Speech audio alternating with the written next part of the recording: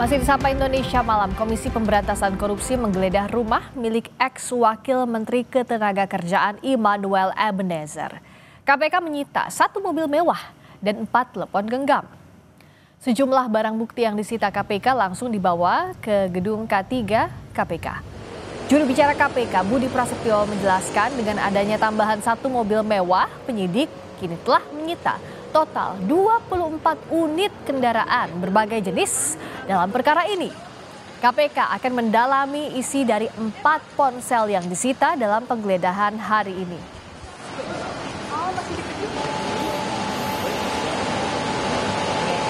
Tim melakukan penggeledahan di salah satu rumah di wilayah Pancoran, yaitu rumah saudara IEG.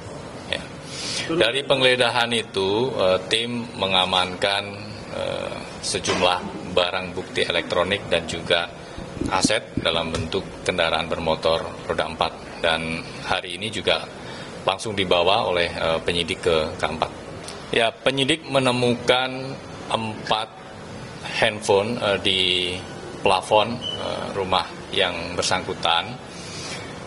Nanti kami akan tanyakan tentunya dalam proses pemeriksaan apakah memang sengaja disembunyikan atau memang menaruh handphonenya di plafon.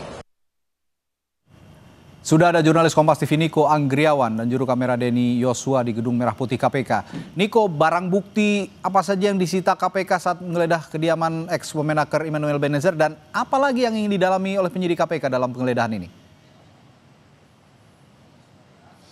Ya Radi, tadi dijelaskan juga ada 4 ponsel yang disita dalam penggeledahan KPK di rumah dinas ex-wakil Menteri Tenaga Kerja Immanuel Ebenezer dan juga 1 unit mobil Toyota Alphard berwarna hitam dari rumah dinasnya di kawasan Pancoran, Jakarta Selatan. Dan juga tadi juga ditampilkan di gedung KPK, di Gedung Merah Putih KPK, Radi dan juga saudara, bahwa ada lagi 1 unit mobil Land Cruiser yang disita oleh KPK, namun tadi diterangkan oleh juru bicara KPK Budi Prasetyo bahwa Land Cruiser tersebut ini merupakan pemiliknya, ini masih ada keterkaitan dengan kasus sertifikasi K3 yang menjerat ex-wakil Menteri Ketenagakerjaan Immanuel Ebenezer. Dan juga hingga saat ini ada 4 ponsel yang ditemukan oleh KPK di rumah dinas ex-Wamenakar tersebut.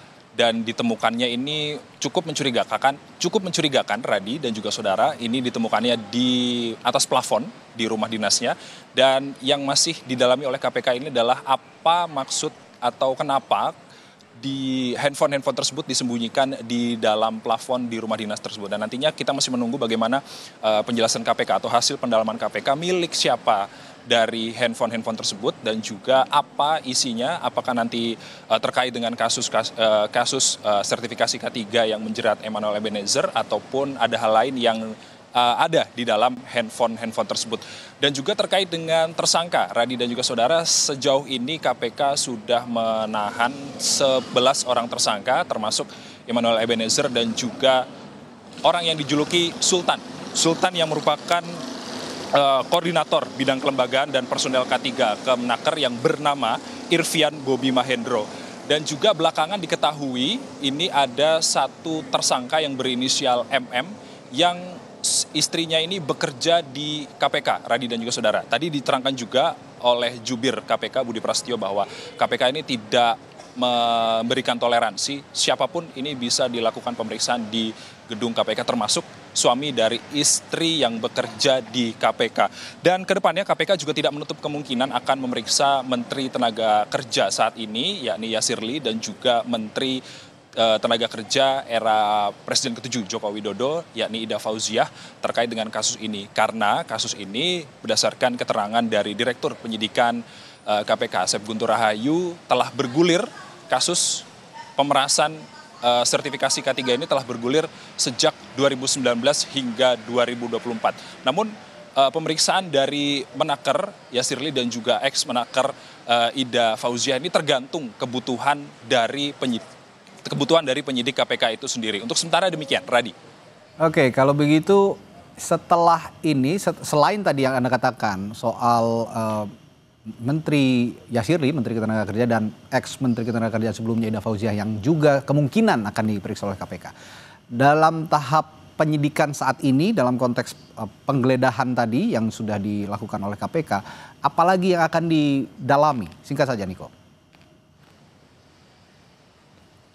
Ya tentunya barang-barang bukti ini juga masih terus didalami, apalagi yang kita ketahui barusan bahwa ada 4 ponsel yang ditemukan di atas plafon rumah, yang ini menjadi membuat kita bertanya-tanya, Radhi dan juga saudara, untuk apa keempat ponsel tersebut disembunyikan atau diletakkan di atas plafon rumah? Apakah nantinya tujuannya untuk disembunyikan atau ada hal lain yang nantinya kita masih menunggu bagaimana penjelasan resmi dari KPK terkait dengan ponsel-ponsel tersebut. Dan juga ada beberapa barang bukti lain yang masih perlu pendalaman keterkaitannya antara dari kasus sertifikasi K3 yang menjerat Emmanuel Ebenezer. Radhi. Terima kasih jurnalis Kompas TV Niko Anggriawan melaporkan langsung dari Gedung Merah Putih KPK Jakarta.